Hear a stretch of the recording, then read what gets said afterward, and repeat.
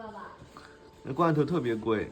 哎呦，哎呦，小贝打了个喷嚏。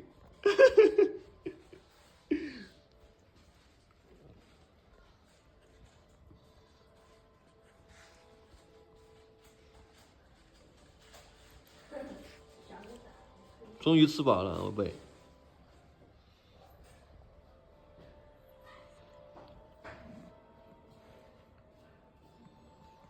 吃了1/4个罐头，舔得干干净净的。你要现在是大杯了，中杯了。我估计我们猫粮都有点。